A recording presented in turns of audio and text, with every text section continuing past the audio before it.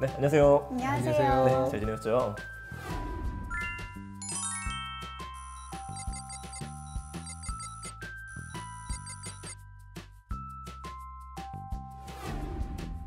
이번 시간에는 디지털 금융과 투자에 대한 내용들 중에서 은행하고 증권 변화를 좀 이야기 드리려고요.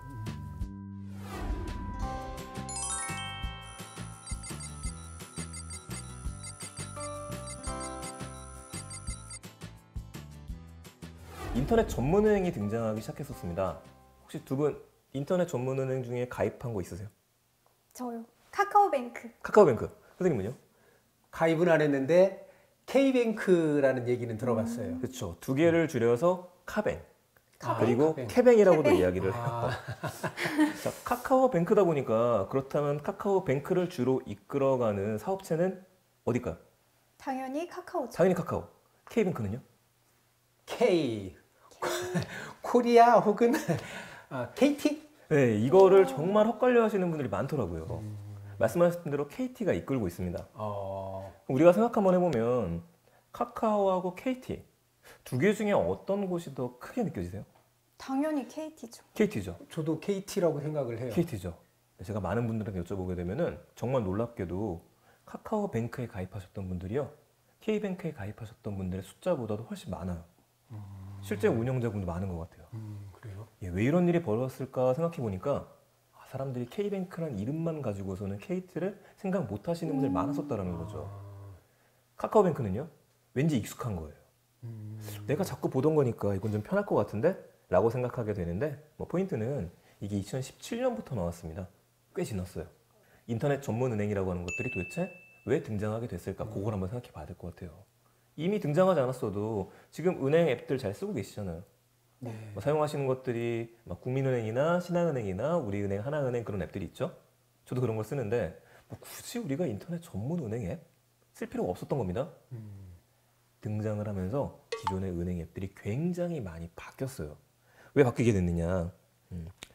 새로운 은행이 생기기 시작한 게 25년 만에 나왔습니다. 25년 만에 나왔다는 얘기는 25년 동안 큰 변화가 없었다는 얘기예요. 그렇죠. 어떤 사업이든지 간에 큰 변화가 없으면은 서비스의 질도 떨어질 수밖에 없죠. 물론 항상 좋아지긴 했습니다만 일반 사람들이 생각했을 땐 불편함이 있었던 겁니다. 생각해보면 회사에 계실 때 우리가 은행 거래를 할 일 있잖아요. 상담받아야 되는 일이 있고 대출 상담도 받아야 되고, 그럴 때 언제 가세요? 주로 일반 직장인들은 은행 가기가 너무 힘든 것 같아요. 힘들죠. 그쵸. 보통 언제 가죠? 그러면? 점심시간? 점심시간 때. 점심시간 때 제일 많이 가지 않으셨어요? 네, 주로 그렇죠. 저도 그랬었습니다. 점심시간 때 가보면은요, 그 동네 직장인들 다 만나요. 맞아요. 다 줄 서 있다 보니까 밥도 못 먹고 기다리다가 상담을 받아도 굉장히 빠르게 상담을 받아야 됩니다. 그럼 불편함이 있었어요. 그러면은 퇴근 시간 끝나고서 가시면 되잖아요. 은행이 문을 닫잖아요. 문을 닫아요. 이상하지 않아요? 그쵸. 저희가 분명히 전화할 땐 사랑하는 고객님인데 사랑하는 고객님이 만나러 가게 됐는데 문을 닫는 경우가 정말 많이 있습니다. 이거에 대해서 이상하지 않았던 거예요. 은행은 그래도 되니까. 그런데 이상하게 느껴지기 시작했던 거죠. 왜냐면 많은 사람들이 스마트폰을 들고 다니다 보니까 정말 싫어하는 것 중에 하나가 일단 나오셔야 됩니다. 이 말 정말 싫어하거든요. 나도 바쁜데 가서 시간에 뺏기기 싫다. 이래서 인터넷 전문은행들이 등장하기 시작했고, 이 많은 은행들의 특징 중에서 점포라는 거를 없애버렸죠. 그래서 카카오뱅크는 점포가 없죠. 없죠. K뱅크도 없죠. 네. 그럼 점포가 어디에 있느냐? 우리들이 갖고 있는 스마트폰. 스마트폰 안이 점포가 됐어요. 이러니까 굉장한 편리함, 간편함, 이걸 가져오게 됐어요. 게다가 이런 것들을 잘 알아두시면 좋은 이유 중에 하나가, 새로운 뭔가가 생길 때에는 사람들을 모아야 되잖아요.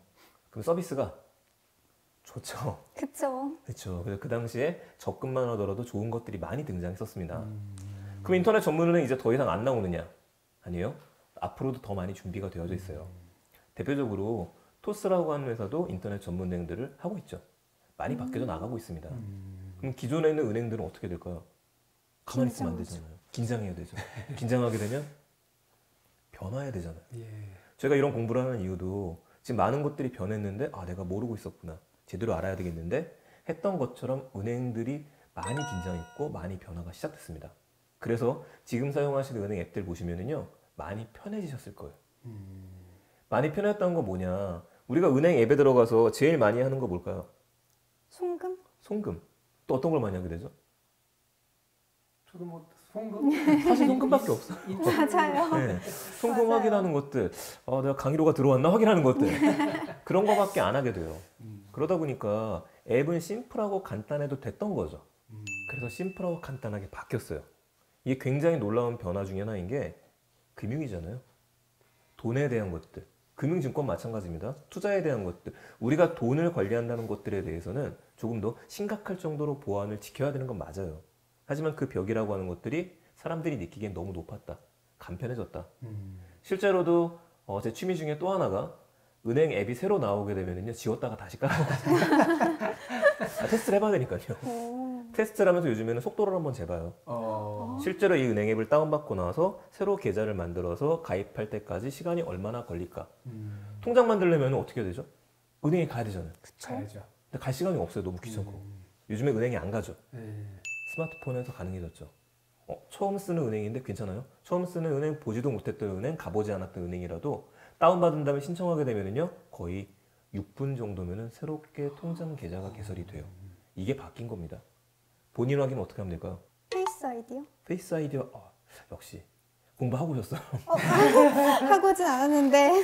페이스 아이디를 쓰시는 분도 많으니까 얼굴로다가 인식을 하는 거죠. 그런 곳들도 있고 그게 아니라고 한다면은 전통적인 방법 중에 전화를 해가지고 본인인지 확인하는 것들, 스마트폰으로 인증을 하는 것들, 다양한 수단이 많이 생겼기 때문에 가능해진 일이었었습니다. 그러니까 앞으로도 우린 계속 기존 은행 앱들을 사용해도 괜찮아요. 많이 좋아졌으니까.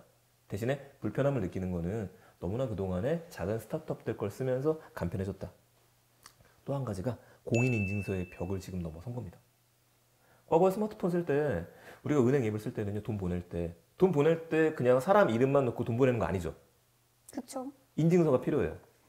공인인증서가 없더라도 작은 거 하나 들고 다녔어야 됐거든요.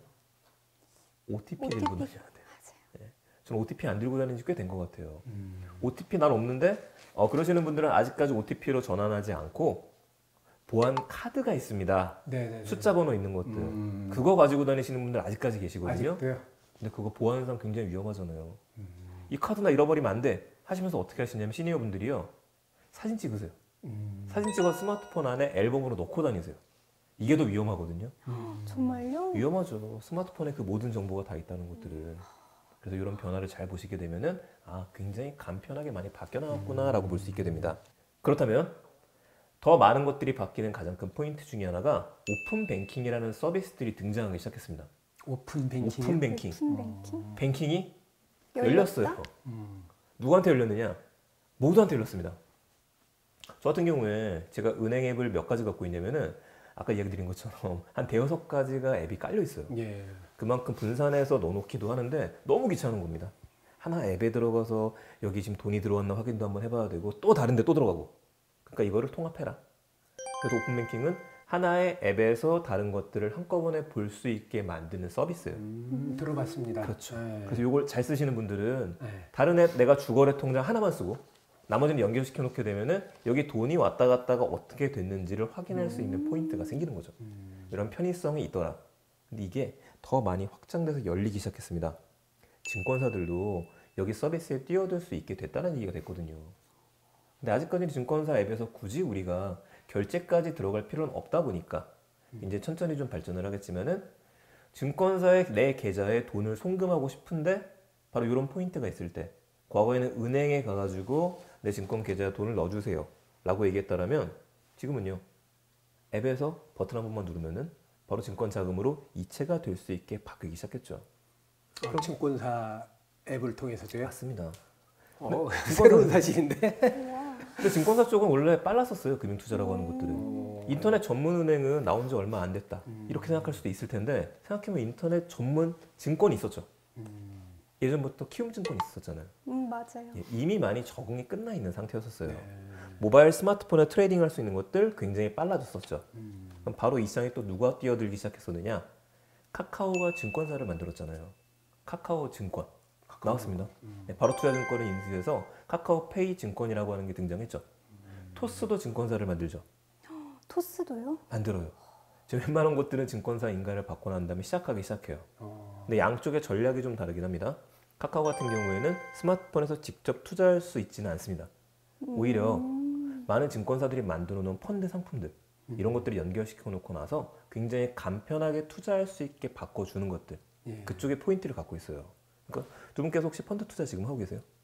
저는 아직 펀드까지는 선생님 펀드 투자 하고 계세요? 저도 펀드는 안 하고 그냥 직접? 뭐 주식 투자. 고수신 거죠? 고수시고 네. 저는 개미. 기미가 더 위험한데. 네, 펀드 상품들은 정말 어렵게 고민을 많이 해서 만들어 놓은 거기 때문에 그걸 믿고 따라가도 우리가 되잖아요. 대신에 허들이라는 게 있었던 겁니다. 가입하기 어려운데 근데 그 부분들을 카카오페이라든지 다른 테크 기업들이 들어오기 시작해서 확장하기 시작하는 것들이죠. 그래서 이런 것들을 잘 기억해 두시면 참 좋은 서비스를 만들 수 있을 것 같아요. 증권사 움직임들 잘 보시게 되면은 잔돈 투자가 생기기 시작했어요. 잔돈 투자는 뭐냐? 우리가 현금 없이 거래를 하는데 예를 들어서 1,500원짜리 물건을 삽니다. 1,500원짜리 물건을 사면은 2,000원을 냈다고 가정하게 되면 500원이 남잖아요. 예. 그 요게 동전이니까 남았다고 가정하고 500원만 펀드에 투자를 해줘요. 자동으로. 그럼 나도 모르는 사이에 마치 저금통에 돈을 넣어서 적립이 돼서 투자가 되는 것처럼 그런 식으로 만들어지게 되는 겁니다. 그런 동전 투자도 요즘에 점점 많아지기 시작했다. 테슬라 주식 알고 계실 텐데요. 한때 이 세상 주식이 아니다 라는 얘기가 나왔어요. 왜냐면 주가가 이런 식으로 해서 완전히 상한가까지 올라갔었거든요. 너무 많이 올라가다 보니까 사람들이 살 수 없었는데 왜 사람들이 살 수 없었느냐? 두 가지 이유가 있었습니다. 한 가지는 해외 주식 투자잖아요. 나는 주식 투자 잘 안 해봤었는데 투자하고 계시니까 혹시 해외 주식도 가지고 계세요?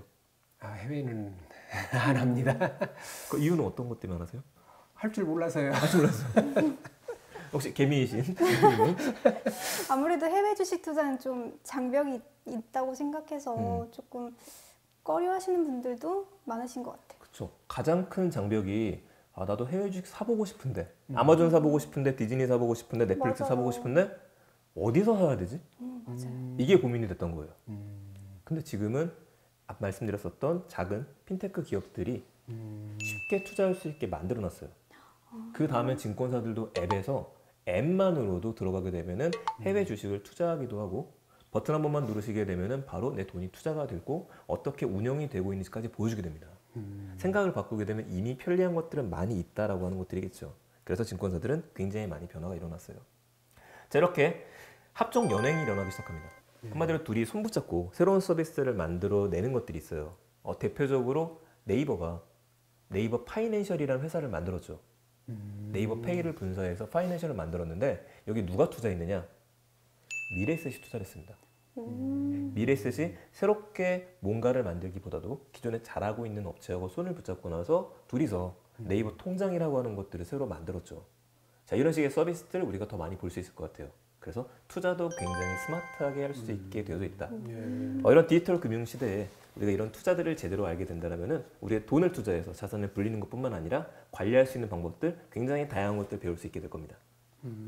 향후에는 편리하고 스마트한 투자를 할 수 있는 그런 시대가 올 것 같네요. 충분히 가능하죠. 지금도 가능해요. 예. 바로 한번 시작해 보세요. 네, 알겠습니다.